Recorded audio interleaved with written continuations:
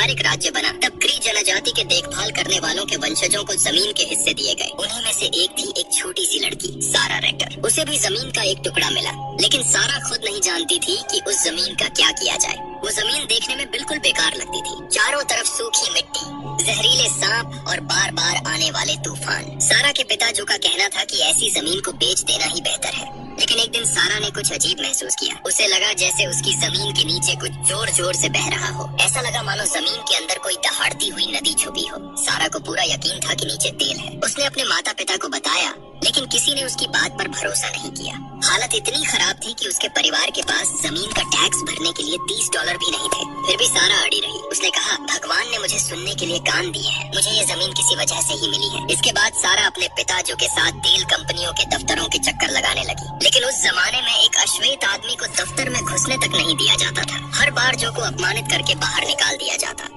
एक दिन जो पैन ओक्लाहोमा पेट्रोलियम नाम की कंपनी में गया, वहाँ के लोगों ने उसे कचरा उठाने वाला समझ लिया और उसी तरह का व्यवहार किया। उधर सारा एक कैफे में चली गई, लेकिन वो कैफे सिर्फ गोरे लोगों के लिए था। एक आदमी ने प्यास से तड़पती सारा को पानी की जगह नींबू पानी ऑफर किया। जब सारा ने नींबू पानी पी लिया तो वेट्रेस ने उसका गिलास कपड़े से उठाया, जैसे वो छूने लायक भी न हो। सारा उस आदमी को धन्यवाद देना चाहती थी, लेकिन उससे पहले ही वेट्रेस ने उसे जबरदस्ती बाहर निकाल दिया। उसी समय जो ने साफ शब्दों में कहा, मैं कचरे के लिए नहीं आया हूँ, मैं अपनी बेटी की जमीन में तेल खुदवाने आया हूँ। तभी सारा खुद दफ्तर में घुस आई। उसने पूरे आत्मविश्वास के साथ कहा, मेरे पास 160 हेक्टेयर जमीन है और उसके नीचे तेल है। उसने नक्शा निकालकर जगह भी दिखा दी। सारा नक्शा पढ़ना जानती थी। कंपनी का एक आदमी जिसे सब बिग जिम कहते थे, उनके साथ जमीन देखने गया। उसने कहा कि यहाँ ड्रिलिंग करना बहुत जोखिम भरा होगा, इसमें महीनों लगेंगे और सैकड़ों फीट गहराई तक खुदाई करनी पड़ेगी। सारा ने शांति से जवाब दिया, तो पहले जमीन जोतनी पड़ेगी। सारा की समझदारी से प्रभावित होकर बिग जिम ने अपना स्टैंडर्ड कॉन्ट्रैक्ट दिया। उसने कहा कि वो 6 महीने के लिए प्रति हेक्टेयर 50 सेंट देगा, लेकिन सारा जानती थी कि असली दर $1 होती है। उसने साथ ही रॉयल्टी भी मांगी। थोड़ी बातचीत के बाद बिग जिम मान गया। 3 महीने तक ड्रिलिंग चली, लेकिन फिर कंपनी ने कहा कि वहाँ कुछ नहीं निकला और उन्होंने मशीनें वहीं छोड़ दी। सारा टूट सी गई। कुछ ही दिनों बाद एक आदमी उनके घर आया और जमीन खरीदने की बात करने लगा। उसने जो से कहा कि मर्दों की तरह बात करे, लेकिन सारा जिद करके वहीं खड़ी रही और बोली, ये मेरी जमीन है। वो हर बात ध्यान से सुन रही थी। आदमी ने पहले कम कीमत लगाई, फिर धीरे धीरे बढ़ाता गया। जब जो ने कहा कि पहले बेटी से पूछना पड़ेगा, तो वो आदमी गुस्से में वहाँ से चला गया। तभी सारा समझ गई कि ये आदमी उसी कंपनी की तरफ से भेजा गया था। उन्हें जरूर जमीन में कुछ मिला था और अब वो चालाकी से उसे हथियाना चाहते थे। सारा की माँ रोज ने जमीन के कागज जल्दी से तैयार किए। पूरा परिवार उन कागजों को छुपाने खेत की तरफ भागा, लेकिन तभी एक गाड़ी आते दिखाई दी। हथियारबंद लोग घर में घुस आए और कागज ढूंढने लगे। सारा का कुत्ता ब्लू उन पर झपटा, लेकिन उसे गोली मार दी गई। कुछ देर बाद सब चले गए और इस सब के लिए बिग जिम सारा से पूरी तरह नाराज हो गया। अब उन्हें पता चल चुका था कि हम इस जमीन को चाहते हैं। इसी बीच सारा का कुत्ता ब्लू, जिसे गोली लगी थी, कहीं भाग गया था। सारा ने कहा, ये दस्तावेज एक अभिशाप है, लेकिन रोज ने कहा, यही तो तुमने कहा था कि भगवान ने तुम्हें ये जमीन किसी खास वजह से दी है। अगले दिन सारा अपने कुत्ते को ढूंढने निकली। उसे सिर्फ उसका गले का पट्टा मिला, लेकिन ब्लू को ढूंढते ढूंढते सारा एक तेल शिविर में पहुंच गई। वो उन खुरदरे और सख्त आदमियों के बीच बिना डरे घूम रही थी। वहीं उसकी मुलाकात फिर से बर्ट से हुई। वही आदमी जो कैफे में था। सारा ने उससे कहा, हम पहले कैफे में मिले थे। बर्ट के साथ ही मेस ने कहा, हाँ वही होगा। बर्ट भी तेल की तलाश में था। वो खुद को खोजी और वाइल्ड कैट कहता था। सारा ने समझाया, मेरी जमीन के नीचे तेल है। पनूकी ने मेरी जमीन को रोक रखा था और ये कहकर मुझे हटाना चाहता था कि वहाँ कुछ नहीं है। उन्होंने एक दलाल भी भेजा था जो मुझे जमीन बेचने के लिए उकसा रहा था और सूखी जमीन के बदले $6 प्रति हेक्टेयर की पेशकश कर रहा था। अब सारा को एक साझेदार की जरूरत थी, किसी ऐसे इंसान की जो तेल बाहर निकालने में उसकी मदद कर सके। लेकिन बर्ट ने हंसते हुए कहा, गुड लक हनी बी। ये सुनकर सारा को गुस्सा आ गया। उसने कहा, मैं तुम्हें एक बिजनेस ऑफर दे रही हूँ और तुम मुझे बच्चे की तरह ले रहे हो। बर्ट उठकर फिर से सारा के पास आया। उसने उसकी जमीन के बारे में पूछा। बर्ट के पास खुद का कोई उपकरण नहीं था। सारा ने कहा, कोई बात नहीं, पनू की सारा सामान मेरी जमीन पर छोड़कर गया है। ये सुनते ही बर्ट ने अपने साथी मेस को पकड़ा और सारा के साथ चल पड़ा। लेकिन सारा ने कहा, जाने से पहले हमें अपनी शर्तें तय करनी होंगी। दोनों ने 50-50 के बांटवारे पर सहमति बनाई और हाथ मिलाया। जब बर्ट ने पहली बार वहाँ रखा शानदार उपकरण देखा तो वो खुश हो गया। उसने कहा, ये मिट्टी भी बेहतरीन है, ये एक क्लासिक संरचना है। बर्ट ने सारा के माता पिता का आशीर्वाद लिया और ड्रिलिंग शुरू कर दी। पनू की पहले ही लगभग 300 मीटर तक खुदाई कर चुका था। जब उन्होंने उस जगह को छोड़ा तो उसका नया नाम रखा गया, सारा का तेल। एक दिन बातचीत के दौरान बर्ट ने बताया, मैं और मेस ने पहले सोने चांदी से शुरुआत की थी और अब तेल तक पहुँच गए हैं। हमने हर मुमकिन कोशिश की है। एक बार मैंने एक कुएं से $70,000 कमाए थे और फिर अगले सूखे कुएं में सब घमवा दिया। उन्हें पूरा यकीन था कि यहाँ तेल है, सवाल सिर्फ ये था कि कितना। तभी बिग जिम वहाँ आ पहुँचा। मेस दौड़कर अंदर गया और हथियार उठा लिया। बिग जिम ने कहा, ये मेरी जमीन है, मैं तुम्हें 20 मिनट देता हूँ यहाँ से निकलने के लिए। उसके पास कॉन्ट्रैक्ट था। बिग जिम तारीख चूक चुका था और उसने उसे बदल दिया था। सारा ने कहा, ये तो स्कूल में बच्चों की नकल से भी बदतर है। बर्ट ने बिग जिम पर हथियार तान दिया। बिग जिम ने बर्ट को ठग कहा, औरतों से पैसे ठगने वाला। बिग जिम ने लगभग $20 प्रति एकड़ की पेशकश की, लेकिन सारा ने साफ कहा, मैं नहीं बेचूंगी। जब बिग जिम वहाँ आया तो बर्ट को समझ आ गया कि यहाँ बहुत ज्यादा तेल है और इसी वजह से वो लड़ाई पर उतर आए हैं। एक दिन जब ड्रिलिंग चल रही थी, मशीन में खराबी आ गई। बर्ट ने मेस से मशीन रोकने को कहा। सबको डर था कि कहीं मशीन फट न जाए। मेस नीचे से देखकर बोला कि मशीन फंस गई है। वो लगभग 450 मीटर गहराई तक पहुँच चुके थे, लेकिन यही काम रुक सकता था। सबको लगा अब ड्रिलिंग छोड़नी पड़ेगी, लेकिन मेस ने कहा कि ढीली चट्टान को विस्फोटक से उड़ाया जा सकता है। बर्ट को ये बहुत जोखिम भरा लगा और इसके लिए बहुत ज्यादा विस्फोटक चाहिए था। तभी सारा ने कहा, कोई हैरानी नहीं कि तुम्हें हमेशा सूखे कुएं ही मिलते हैं, तुम बहुत जल्दी हार मान लेते हो। मेस ने दीवार पकड़ने वाले हुक से कोशिश करने का सुझाव दिया, लेकिन ये तरीका आधे मौकों पर ही काम करता था। ऊपर से ऐसे हुक मिलना मुश्किल था और इसके लिए और उपकरण चाहिए थे, जिससे खर्च बढ़ जाता। सारा ने कहा, मेरे शिक्षक कहते हैं कि जिंदगी में हर चीज की एक कीमत होती है, यहाँ असली कीमती चीज क्या है? ये सुनकर बर्ट को एक विचार आया। वो सारा और एक नमूने के साथ एक भूवैज्ञानिक के पास गया ताकि उसकी जांच करवाई जा सके। इस जांच में $10 लगने थे। बर्ट ने अपने कपड़ों में पड़े नोट गिने और जैसे तैसे $10 जुटाए। जांच में कुछ घंटे लगने वाले थे। बर्ट और सारा टहलने निकले। तभी बर्ट की मुलाकात एक महिला से हुई। बर्ट ने दावा किया कि वो उसके दिवंगत पति को जानता था, जो उसके नाम पर छोटे तेल अनुबंध खरीदना चाहता था। बर्ट अपनी बातों से उस महिला को उलझाता रहा। उस महिला ने बर्ट को खाने पर बुलाया। बर्ट पहले भी एक बार इस महिला से छेड़खानी कर चुका था। थोड़ी देर बाद भूवैज्ञानिक ने उन्हें बताया कि तेल अभी भी कुछ 1000 फीट नीचे है और ये अच्छा तेल नहीं है, क्योंकि इसमें नमकीन पानी की मिलावट बहुत ज्यादा है। बर्ट और सारा फिर से निराश हो गए, लेकिन बर्ट को अंदर से कुछ ठीक नहीं लग रहा था। वे वहीं कुछ देर रुके रहे। जैसे ही भूवैज्ञानिक बाहर निकला, बर्ट ने उसे पकड़ लिया और पूछा कि तुम कहाँ जा रहे हो?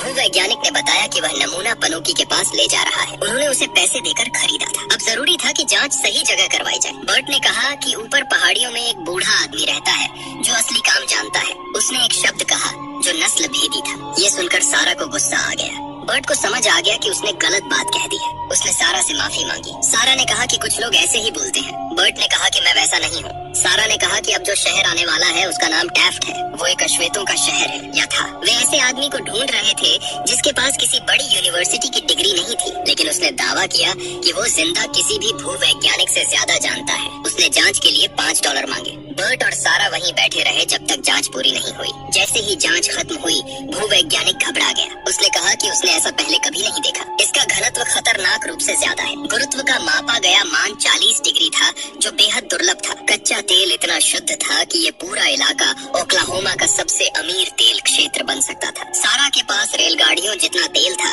लेकिन कुआं जाम था और उसे ठीक करने के लिए बहुत सारा पैसा चाहिए था। मेस ने मजाक में कहा कि अब क्या हम बैंक लूटें? अगले दिन बर्ट बैंक गया ताकि कर्ज ले सके। उसने अपना नमूना दिखाया।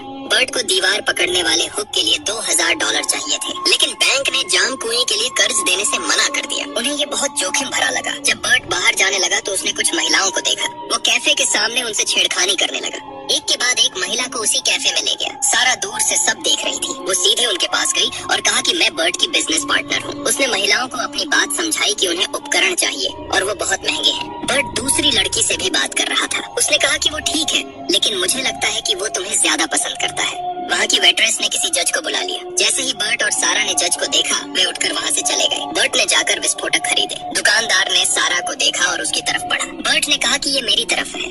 जैसे ही दुकानदार कुछ नस्ल भेदी बोलने वाला था, बर्ट ने उसे मार दिया। जब वे घर पहुँचे तो मार्शल ने बताया कि क्री जनजाति के कुछ बच्चों को उनकी नींद में मार दिया गया है। वो बाकी परिवारों को चेतावनी देने आया था। सारा घर के अंदर रोने लगी। वो बच्चे उसके सहपाठी थे। रोज डर गई। उसने बर्ट से कहा कि मेरी बेटी मेरी जमीन का नमक है और मेरे आसमान का सूरज, उसे कुछ नहीं होना चाहिए। अगले दिन मेस ने बर्ट से पूछा कि तुमने उस विधवा को उसके पैसों के बदले क्या दिया? यकीनन तुम्हारे पास जितना है उससे ज्यादा, और ऐसे काम के लिए आदमी जेल जाता है। बर्ट ने कहा कि हमें पैसों की जरूरत थी और मैंने इंतजाम कर लिया। अब जल्दी करो और काम पर लगो।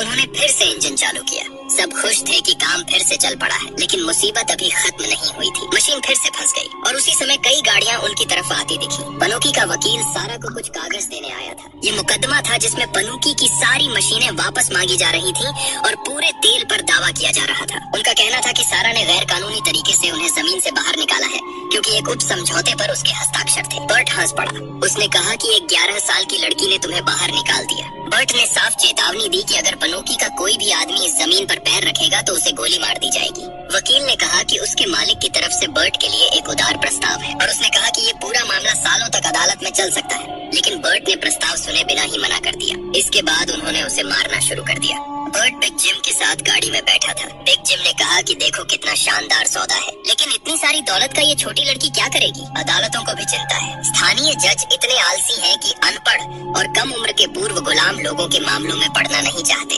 राज्य पूरी तरह गोरे प्रतिनिधियों के हाथ में है। बर्ट को बस सारा का प्रवक्ता बनना था और फिर वह जमीन पनोकी को बेच सकता था। बर्ट ने थोड़ा सोचा और बदले में 15 पॉइंट्स की मांग रख दी। बिग जिम ने कहा कि आमतौर पर लाइसेंस फीस 12.5 होती है। बर्ट ने कहा कि अगर तुम चाहते हो कि मैं इस लड़की के खिलाफ जाऊं तो मुझे पूरा फायदा मिलना चाहिए। बिग जिम मान गया। इसके बाद बर्ट सारा के पास गया और उसके पूरे परिवार से कहा कि हथियार उठाओ और घर छोड़ दो। रोज डर से कांप रही थी। उसने कहा कि अगर तुम्हें जमीन चाहिए तो ले लो। रोज को सिर्फ अपनी बेटी की सुरक्षा की चिंता थी। बर्ट ने मेस को पनोकी वाले सौदे के बारे में बताया और कहा कि हमें 15 पॉइंट्स मिलेंगे। और तुमने सारा की माँ की बात भी सुनी। वो जमीन देना चाहते हैं और कुआं भी जाम है। सबसे अच्छा यही है कि बड़े लोग आएं और नया कुआं खोदें। लेकिन मेस सारा से गद्दारी नहीं करना चाहता था। उसने कहा कि जिस दुनिया में हम रहते हैं वहाँ वे कभी किसी रंगीन लड़की को इतनी बड़ी जिम्मेदारी नहीं उठाने देंगे, और वैसे भी मैं बाद में तुम्हारा नुकसान पूरा कर दूंगा।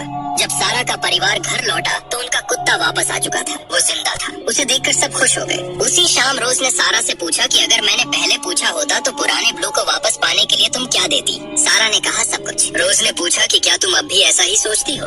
रोज को लगा कि ये एक इशारा है। अगले ही दिन बर्ट सारा से सहमति के कागजों पर दस्तखत कराने आया। सारा ने कहा कि इसका मतलब ये हुआ कि तुम मेरी जिंदगी के मालिक बन जाओगे। बर्ट ने कहा कि मुझे तुम्हारे भरोसे की जरूरत है, क्योंकि मैं सिस्टम को जानता हूँ और उसका इस्तेमाल करना भी। सारा दस्तखत करते समय अपने माता पिता की तरफ देखती रही। उसने बर्ट से पूछा कि तुम मेरी रक्षा करोगे ना? बर्ट ने हाँ कहा। सारा ने दस्तखत कर दिए। अब सब कुछ जांचा गया है, ये साबित करने के लिए मुकदमा चलेगा। सारा ने पहले की तरह बर्ट से हाथ मिलाया। बर्ट चला गया। जो को बर्ट पर ज्यादा भरोसा नहीं था, उसने सारी जिंदगी दौलत के पीछे भागते हुए देखी थी। क्या उस पर भरोसा करना सही था? सारा को लगा कि हाँ, उसके पिता को नहीं लगा। सारा की माँ ने कहा कि मैं रसोई की मेज पर खड़ी होकर कसम नहीं खाऊंगी। हम किसी इंसान के दिल में क्या चल रहा है ये नहीं देख सकते, लेकिन कल हम सिर उठाकर अदालत जा सकते हैं। इसका मतलब था कि सारा को जज के सामने बोलना होगा। रोज ने कहा कि भगवान तुम्हें सही शब्द देंगे। अदालत के बाहर कई अश्वेत लोग सारा के समर्थन में इकट्ठा हुए और गोरे सुधारकों के कानून के खिलाफ खड़े हुए, क्योंकि कई सुधारक तेल वाली जमीन वफादार लोगों से छीन लेते थे। और अब सबको पता चल चुका था कि सारा की जमीन के नीचे तेल है। सारा अदालत पहुंची। एक महिला मिस बैरेट ने सारा की तरफ से सेवा देने की पेशकश की, लेकिन जज ने उसे मना कर दिया। जज ने सारी बात सारा से ही साफ की। सारा ने पूछा कि मेरे माता पिता ऐसा क्यों नहीं कर सकते? राज्य ने मुझे ये जमीन मेरे पूर्वजों की वजह से दी है। उसने कहा कि जब इस जमीन पर सिर्फ झाड़ झंखाड़ उगते थे तब ये मेरी थी, लेकिन जब लोगों को पता चला कि इसमें तेल है तो उन्हें लगा कि ये उनकी हो गई, और इसके लिए उन्हें एक गोरी कसम चाहिए थी। सारा बस वही रखना चाहती थी जो उसे दिया गया था। उसने कहा कि क्या कानून इसी के लिए नहीं होता? अदालत में बैठे अश्वेत लोग सारा के समर्थन में बोलने लगे। जज ने सुनवाई मंजूर की और बेयर्ड की तरफ देखा। बेयर्ड के दिमाग में विचार दौड़ने लगे। जैसे ही वे बाहर निकले, जो बेयर्ड ने कागजों की एक प्रति मांगी। मिस बर्नार्ड उसकी तरफ से सब कुछ देख रेख करेंगी। बेयर्ड ने उसे कागज दे दिए। बेयर्ड ने सारा से कहा कि मैं बस चाहता हूँ कि तुम मुझ पर भरोसा करो। उसने कहा कि मुझे 15 पॉइंट्स चाहिए, और वो सिर्फ तुम्हारी जमीन के लिए नहीं बल्कि उसके आसपास की हर संपत्ति के लिए होंगे। बेयर्ड जानता था कि सारा की जमीन का ग्रेविटी मान 46 है और बिग जिम आसपास की जमीनें इसलिए खरीद रहा था ताकि उनका तेल चुरा सके। बिग जिम ने चुपचाप बेयर्ड की शर्तें मान ली। बेयर्ड ने कहा कि मैं ये भी चाहता हूँ कि तुम्हारी सुरक्षा की पूरी गारंटी हो। सारा ने देखा कि बेयर्ड पनोकी के दफ्तर में कैसे दाखिल हुआ। वह उसके पास गई और बोली कि तुमने कहा था कि तुम मेरे लिए सही काम करोगे। बेयर्ड ने कहा कि मैं करूंगा और मेरे पास एक योजना है। उसने कहा कि तेल का कारोबार बहुत बेरहम होता है, तुम्हें तुम्हारा हिस्सा मिलेगा। लेकिन सारा ने कहा कि यहाँ बात मेरी नहीं है बल्कि उसकी आत्मा की है, मिस्टर बेयर्ड स्मिथ। मेस ने सारा के परिवार को घर छोड़ दिया, लेकिन वापस आते समय उसने एक छिपी हुई गाड़ी देखी। वो पनोकी के आदमी थे। उन्होंने बंदूकें निकाल ली और मेस को घेर लिया। मेस ने भी अपनी बंदूक निकाली, लेकिन वे 2 थे। उन्होंने मेस को मार डाला। जब रोज ने गोलियों की आवाज सुनी तो उसने अपने दोनों बच्चों से कहा कि वे क्री नेशन की तरफ भागे। पनूकी के आदमी उसके घर के सामने आ चुके थे। रोज ने चाकू पकड़ा और जो ने अपनी बंदूक उठा ली। थोड़ी देर बाद बेयर्ड ने देखा कि पनूकी के आदमी वहाँ से जा रहे हैं। मिस बर्नार्ड बेयर्ड के सामने आई। वह अपने साथ एक पत्रकार मिस्टर फर्ह को लेकर सारा को लेने आई थी। बेयर्ड ने उनसे कहा कि वे उसे भी साथ ले चलें। जब वे वहाँ पहुँचे तो जो बंदूक लेकर बाहर आया उसने बताया कि पनूकी के आदमी सारा की वजह से आए थे और उन्हें भगाने के लिए मुझे गोली चलानी पड़ी। बेयर्ड मेस को ढूंढने गया और उसे सिर्फ उसकी लाश मिली। मिस बर्नार्ड ने कहा कि अगला निशाना सारा है। वे तुम्हारे लिखे हुए कागजों के आधार पर जमीन पर मुकदमा कर रहे हैं और तुम्हें इसलिए मारना चाहते हैं ताकि मेरे जैसी कोई फिर अदालत न जा सके। बेयर्ड ने कहा कि अगर हम दोबारा जज के पास जाएं और आरोप उठाकर तुम्हें सौंप दें तो क्या होगा, लेकिन इसके लिए पहले सारा को ढूंढना होगा। सारा, उसका छोटा भाई और कुत्ता साउथ स्ट्रीम में अपने लोगों का इंतजार कर रहे थे और माँ के निर्देशों का पालन कर रहे थे। पनूकी के आदमी क्री इलाके में घुस आए। उन्होंने एक रंगीन लड़की के बारे में पूछा। उन्होंने कहा कि हमें सिर्फ लड़की चाहिए। जब कोई जवाब नहीं मिला तो वे आगे बढ़ गए। इसी बीच सारा प्रार्थना कर रही थी। उसने कहा कि मेरी मदद करो यीशु। तभी उसने एक गाड़ी को अपनी तरफ आते देखा, लेकिन वो पनूकी के गुंडे थे। सारा ने अपने भाई से कहा कि वह भाग जाए। गुंडों ने उस पर गोलियां चलानी शुरू कर दी। तभी स्थानीय पुलिस वहाँ पहुँच गई। सारा का परिवार भी उनके पीछे आ गया। रोज अपने बच्चों से दोबारा मिल गई। सारा को मेस की हत्या के बारे में पता चला। बेयर्ड ने उससे हर चीज के लिए माफी मांगी। बर्नार्ड जज के पास गई और कहा कि इस बच्ची की कस्टडी दोबारा देखी जानी चाहिए क्योंकि पूरा देश देख रहा है कि उसकी जान लगातार खतरे में है। जज ने बात समझी और कागजों में एक गलती निकाली। बेयर्ड ओक्लाहोमा का निवासी नहीं था बल्कि टेक्सास का था, लेकिन कागजों में उसने खुद को ओक्लाहोमा का निवासी बताया था। वह ओक्लाहोमा में स्थायी निवास साबित नहीं कर सका। इस वजह से उसकी कस्टडी अपने आप रद्द हो गई। सारा ने मिस बर्नार्ड को अपनी नई वकील बना लिया। बिग जिम ने कहा कि क्या तुम लोग जंग चाहते हो? जो ने कहा कि नहीं, बस चले जाओ। बिग जिम ने अपनी गाड़ी में मशीन गन छुपा रखी थी। सब लोग छुप गए। सारा ने तुरंत कुएं में लगे डायनामाइट को उड़ा दिया और सब कुछ उबलने लगा। जमीन से तेल तेजी से बाहर फूट पड़ा। सारा खुशी से दौड़कर उसके पास पहुंची। बिग जिम बोला, ये मेरा तेल है। उसने अपनी बंदूक निकाली। जब सारा ने देखा कि वह जा रहा है तो उसने कहा, आप कहाँ जा रहे हैं? बेयर्ड ने समझाया कि उस विधवा के पास 50% हिस्सेदारी है। सारा बोली, लेकिन हम तो साझेदार हैं। लेकिन बेयर्ड ने सारा के पैसे लेने से मना कर दिया। सारा ने उसे पहले ही बहुत कुछ सिखा दिया था। उसने उसकी आत्मा की बात की जो उससे पहले किसी ने नहीं की थी। बेयर्ड बोला, मैं एक खजाना खोजने वाला हूँ। बाहर मेरे लिए एक और खजाना इंतजार कर रहा है। सारा के रोकने के बावजूद उसने अलविदा कहा और चला गया। इसके बाद सारा ने बहुत कुछ किया, लेकिन सबसे पहले उसने यह कैफे खरीदा और इसे सबके लिए खोल दिया। और इसी के साथ दोस्तों, यह कहानी खत्म होती है। कमेंट में बताइए आपको यह एक्सप्लेनेशन कैसा लगा।